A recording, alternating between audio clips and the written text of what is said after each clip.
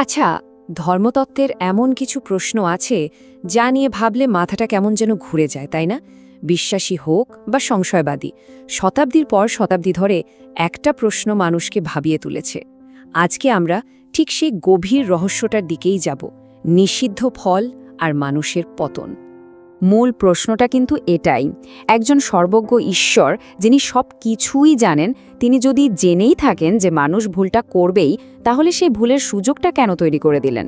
চলুন আজকে এই জটিল ধাঁধাটার জট খোলার চেষ্টা করা যাক।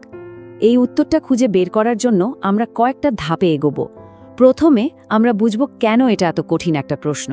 এরপর দেখব সত্যিকারের ভালোবাসা আর জোর করে মানানো আনুগত্যের মধ্যে পার্থক্যটা কোথায়। তারপর আমরা জানব ওই গাছটা আসলে কোনো পরীক্ষা ছিল না, ছিল একটা সীমানা। আর পাপের আসল উৎসটা কী ছিল। সবশেষে আমরা দেখব ভালোবাসার এই ঝুঁকির সাথে ঈশ্বরের মুক্তির পরিকল্পনাটা কিভাবে জড়িত। তো প্রথমত, এটা কেন এত কঠিন প্রশ্ন? কারণ এই একটা প্রশ্ন সরাসরি ঈশ্বরের চরিত্র, আমাদের স্বাধীন ইচ্ছা আর তার পুরো পরিকল্পনার মতো গভীর বিষয়গুলোকে ছুঁয়ে যায়। এটা শুধু একটা একাডেমিক আলোচনা নয়, এটা আমাদের বিশ্বাসের একেবারে মূল ভিত্তি নিয়ে প্রশ্ন তোলে। শুরুতেই আমাদের একটা জিনিস একদম পরিষ্কার করে নিতে হবে। বাইবেলের আদিপুস্তক বলছে ঈশ্বর মানুষকে ভালো করেই সৃষ্টি করেছিলেন, আর সেই ভালোত্বের একটা খুবই গুরুত্বপূর্ণ অংশ ছিল বেছে নেওয়ার স্বাধীনতা, মানে ফ্রি উইল। এখান থেকেই আমাদের দ্বিতীয় পয়েন্টটা চলে আসে, ভালোবাসা বনাম বাধ্যতা। একটা প্রশ্ন তো মনে আসতেই পারে, তাই না?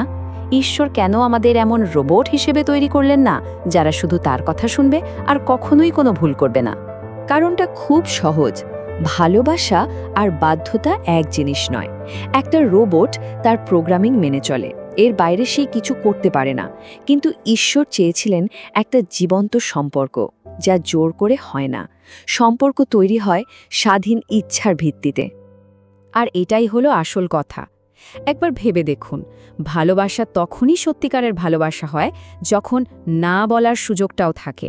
আর যা বাধ্যতামূলক তাকে কখনো সত্যিকারের ভালোবাসা হতে পারে? একদমই না। আচ্ছা, এবার আসি ৩ নম্বর পয়েন্টে। অনেকেই একটা বড় ভুল করেন। তারা ভাবেন যে ওই গাছটা ছিল ঈশ্বরের পাতা একটা ফাঁদ, মানুষকে পরীক্ষা করার জন্য রাখা হয়েছিল। কিন্তু আসল উদ্দেশ্যটা ছিল সম্পূর্ণ অন্য কিছু। তো চলুন এই পরীক্ষা বা ফাঁদের ধারণাটা মাথা থেকে ঝেড়ে ফেলি। গাছটা আসলে কোনো পরীক্ষা ছিল না, বরং এটা ছিল একটা সীমানা, একটা বাউন্ডারি, যা খুব গুরুত্বপূর্ণ একটা শিক্ষা দেওয়ার জন্য সেখানে ছিল। এই সীমানাটা আসলে স্রষ্টা আর সৃষ্টির মধ্যকার সম্পর্কটাকে মনে করিয়ে দেওয়ার জন্য ছিল। এর বার্তাটা ছিল খুব পরিষ্কার। ঈশ্বর আদম আর হওয়াকে প্রায় সবকিছুই দিয়েছিলেন, কিন্তু ওই একটা নিষেধাজ্ঞা তাদের মনে করিয়ে দিচ্ছিল যে এত কিছু পাওয়া সত্ত্বেও তারা স্রষ্টা নয়, তারা সৃষ্টি, আর একজন স্রষ্টা আছেন। আর এই ধারণাটা থেকেই আমরা আমাদের চতুর্থ পয়েন্টে চলে আসি, পাপের আসল উৎস।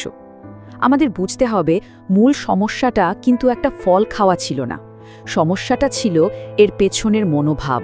পাপের শুরুটা কিন্তু হঠাৎ করে হয়নি, এটা কয়েকটা ধাপে হয়েছে। প্রথমে শয়তান এসে ঈশ্বরের কথায় সন্দেহ ঢুকিয়ে দেয়, একটা অবিশ্বাস তৈরি করে।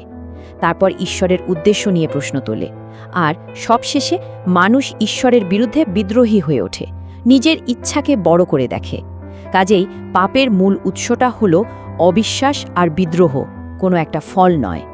তাহলে আবার সেই মূল প্রশ্নে ফেরা যাক, ঈশ্বর যদি জেনে শুনেই থাকেন যে মানুষ পাপ করবে, তাহলে তিনি এই ঝুঁকিটা নিলেন কেন? উত্তরটা হলো, তিনি এই ভালোবাসার ঝুঁকি নিতে পেরেছিলেন কারণ পতনের অনেক আগে থেকেই মুক্তির একটা পরিকল্পনা তৈরি ছিল।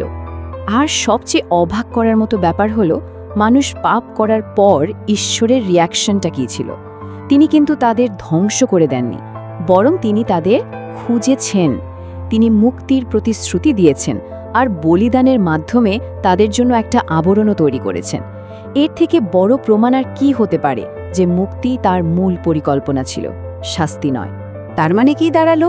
তার মানে হলো, ঈশ্বর যেমন জানতেন যে পতন ঘটবে, ঠিক তেমনই তিনি খ্রিস্টের মাধ্যমে মুক্তির পরিকল্পনাও আগে থেকেই করে রেখেছিলেন।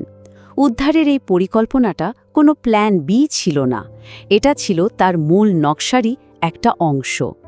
সবশেষে চলুন ঈশ্বরের আদেশগুলোকে একটু অন্যভাবে দেখি।